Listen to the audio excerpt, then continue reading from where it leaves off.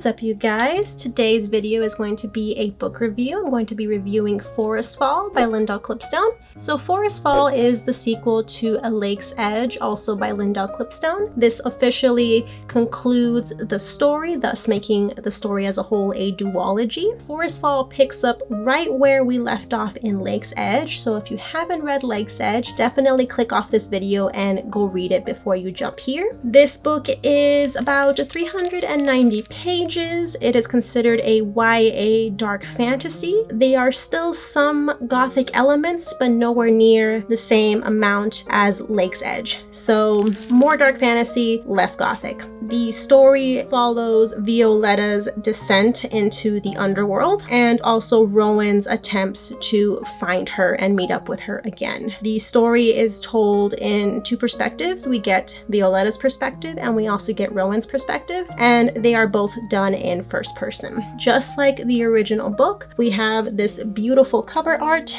We have Violetta in the underworld surrounded by the heartwood trees, which are kind of like where the souls are stored. And then we also have this cool illustration of Rowan on the foreground here. Just like Lake's Edge, we have really beautiful illustrated chapter headers that are done by the author herself. And when we see Rowan's perspective, we have a specific type of design for his chapters, and then for Violetta's chapters, we have something that's more inspired by the world below, which I thought was a really nice touch. I always love seeing these little designs in Lindell's books. The story of Forestfall goes as follows. The curse that haunted Lake's Edge estate has been broken, but at a great cost. Violetta Graceling has sacrificed herself to end the corruption. To escape death, Letta makes a desperate bargain with the Lord Under, one that sees her living at his side in the land of the dead. And though he claims to have given her all he promised, Letta knows that this world of souls and mist hides many secrets. When she discovers that she is bound to Rowan, Letta goes to drastic lengths to reforge their connection. But her search for answers and a path back home will see her drawn into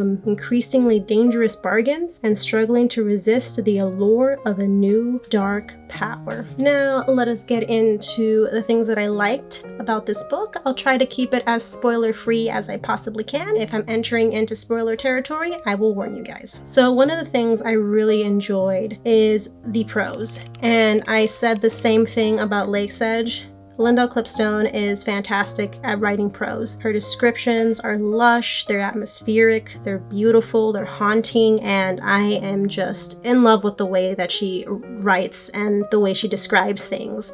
Probably one of my favorite attributes about her storytelling. And I think I said the same thing before in my Lake's Edge review. I really hope she writes like an adult like dark fantasy or an adult like gothic romance, because I feel like she could do it so well. But I'll take what I can get. Another thing I greatly enjoyed was the dual perspectives. I really loved seeing what Rowan was thinking when Violetta was going through something in the world below, and vice versa. I always love seeing more than one character's point of view. I also love seeing it in this first person perspective. Obviously you could do the same in like third perspective or like omniscient perspective, but I really have like a soft spot for first person. I really found that Rowan's chapters were really well written and really believable for who he is as a character, and I really loved seeing more of who he is as a character and as a person through those chapters. I found his resilience and his desire to meet up with Letta very admirable, and also very cute. Let's just say I was team Letta and Rowan by the end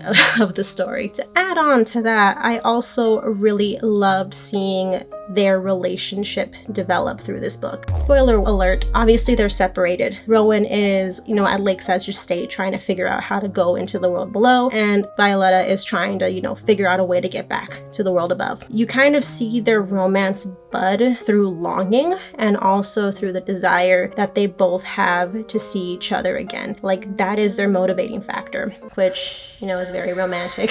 But also I'm just a sucker for that. I won't lie, I'm a sucker for that kind of stuff. So you got to see a lot of their love build through that longing, but also it made me really appreciate the scenes that we got with both of them in Lake's Edge, because it really kind of helps frame their desire to see each other again in this book. spoiler alert again, they do meet up again in the world below, and then their interactions when they do meet is just absolutely divine. So believable. I was in love with their interaction, and I'm really happy that I got to really witness the growth of their relationship in this book as well. I will say that I greatly enjoyed the world building within the world below. I don't know about other readers, but I never felt like the world below was very cohesive. Like, I felt like it was covered in mist and you just appeared in places. Like, now you were in the Hearthwood Forest, or now you were in Letta's home in the world below, or now you were maybe at the outskirts. I felt like it was just like these little places that popped up in the middle of mist or nothingness. And I don't know if the same thing read for other people, but that's how it felt like for me. I never felt like there was really like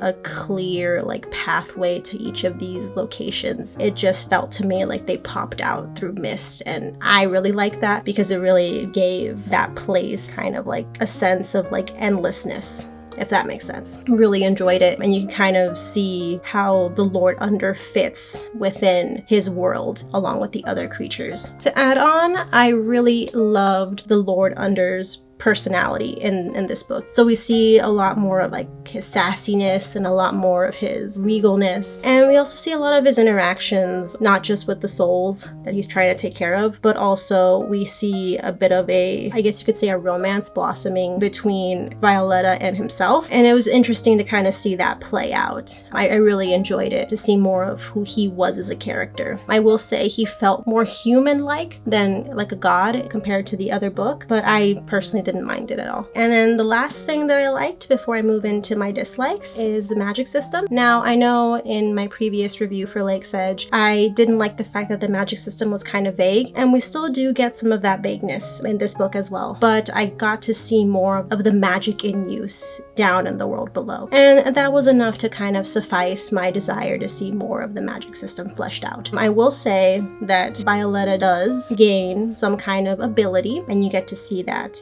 in action. And that's all I'm gonna say. All right, so let's get into the things that I didn't like about this book. For the most part, I enjoyed it, but there were some things I had issues with.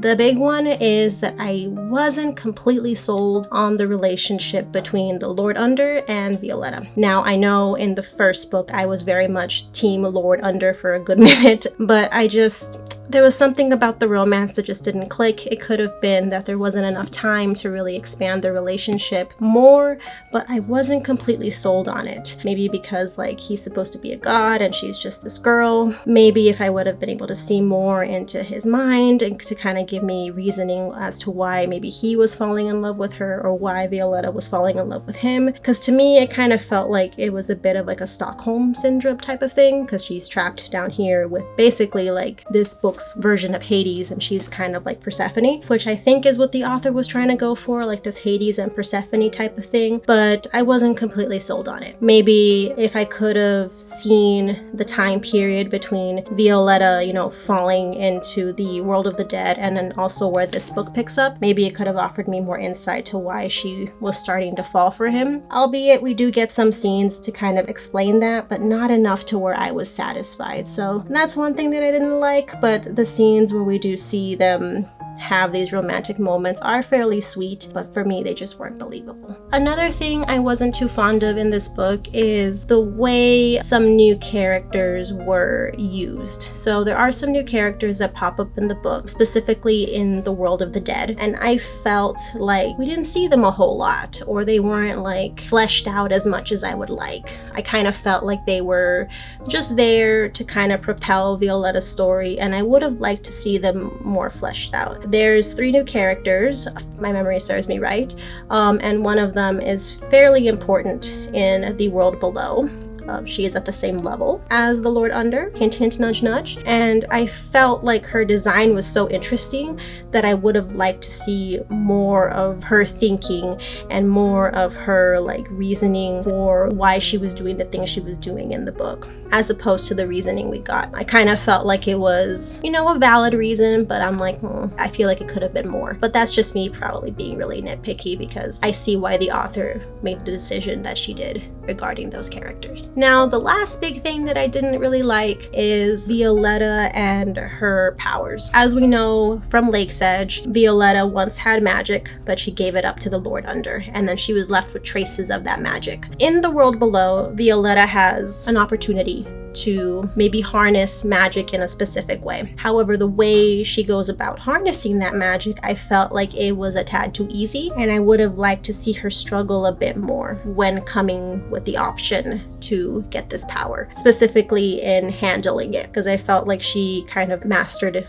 whatever this was a lot quicker than the average person probably would outside of a fantasy story. But I would have liked to see a little bit more struggle. But again, there's only so many things you can fit in a book that's like less than 400 pages, so I won't harp on it too much, but I would have liked to see her kind of go through like a training arc, so to speak. But that's just my personal bias because I do love a good training arc. Other than that, let us transition into some content warnings. So Forestfall features body horror, gore and blood, discussions of death and grief, depictions of drowning and deep water, along with drowning related imagery, and there's also scenes of self-injury, but mostly in relation to sacrifices for a curse. With that out of the way, I give Forestfall a solid 4 stars out of 5. I actually greatly enjoyed the book and the story. I found the ending to be fairly appropriate for our characters that are very beloved, and I actually took my time reading this book. Normally I devour a book of this size in like 3 days if I'm not doing anything, but I really was not ready to let go of these characters, so that should just tell you everything you need to know. I really enjoyed the book. I really enjoy Lyndall Clipstone's writing. I really hope she continues writing, and for those of you that aren't aware, she is coming out with a new book in fall of 2023. It's called Unholy Terrors. Make sure you check that out. But with that out of the way, I hope you guys enjoyed the review. If you guys want to see more of my book reviews, you guys can check out this video right here. This is my review on Lake's Edge. If you don't want to watch that, you guys can watch this video here, and it's my review on A Forgery of Roses. But with that out of the way, guys, take care of yourselves, wash your hands, and I'll see you guys in the next video. Bye, guys!